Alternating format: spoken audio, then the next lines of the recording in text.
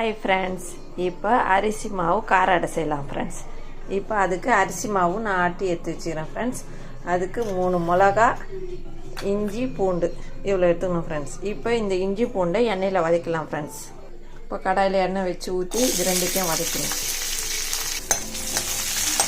இதை நல்லா வதக்கணும் ஃப்ரெண்ட்ஸ். வாசனை வர வரைக்கும் நல்லா வதக்கணும், செவக்கிற வரைக்கும். இப்போ இது செவந்தோடனே இந்த இதெல்லாம் மிளகா ஆட் பண்ணிக்கலாம் ஃப்ரெண்ட்ஸ். இதை நல்லா வதக்கிக்கலாம். இப்போ இதை ஆற வச்சிடலாம் ஃப்ரெண்ட்ஸ். அதுக்குள்ளே நம்ம கடாய் வச்சு எண்ணெய் ஊற்றி கடுகு போட்டு வெங்காயம் போடலாம் ஃப்ரெண்ட்ஸ். இப்போ இது கடுகு பொரியுது ஃப்ரெண்ட்ஸ். இதில் கடலைப்பருப்பு உளுத்தம் பருப்பு ஆட் பண்ணிக்கலாம்.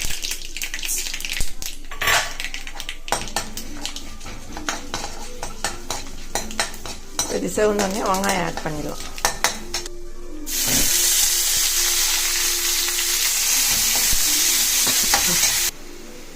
இப்போ மாவுக்கு தேவையான உப்பு ஆட் பண்ணிக்கலாம் ஃப்ரெண்ட்ஸ். இப்போ கட் பண்ணி வச்ச கருவேப்பிலை சேர்த்துக்குவோம். இப்போ இது நல்லா வதங்கட்டும்.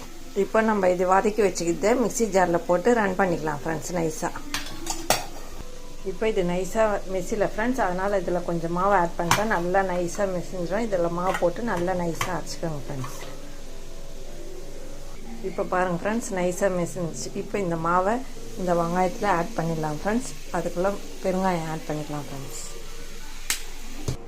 இப்போ இந்த கன்சிஸ்டன்ஸில் இந்த தேங்காவை ஆட் பண்ணிக்கலாம் ஃப்ரெண்ட்ஸ். தேங்காய் முக்கியமாக ஆட் பண்ண ஃப்ரெண்ட்ஸ், அப்போ தான் சாஃப்டாக இருக்கும் அடை. இப்போ இந்த ஸ்டேஜ் போதும் ஃப்ரெண்ட்ஸ். இப்போ அடை தட்டிடலாம் ஃப்ரெண்ட்ஸ். இப்போ நம்ம அடை தட்டலாம் ஃப்ரெண்ட்ஸ். நான் இந்த மாதிரி கண்ணாடி ஷீட் எடுத்துக்கிறேன். இதில் எண்ணெய் கொஞ்சமாக தேய்ச்சிக்கின்னு இந்த உருண்டையை இப்படி உருட்டிக்கணும் ஃப்ரெண்ட்ஸ். உருட்டிட்டு இதில் வச்சு மெலிசாக தரணும் ஃப்ரெண்ட்ஸ். நான் தட்டி காமிக்கிறேன்.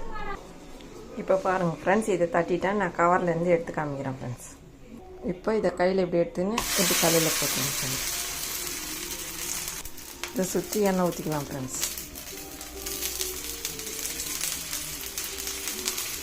இது நல்லா வேகட்டும் ஃப்ரெண்ட்ஸ். நான் திருப்பி காமிக்கிறேன். இப்போ திருப்பலாம் ஃப்ரெண்ட்ஸ்.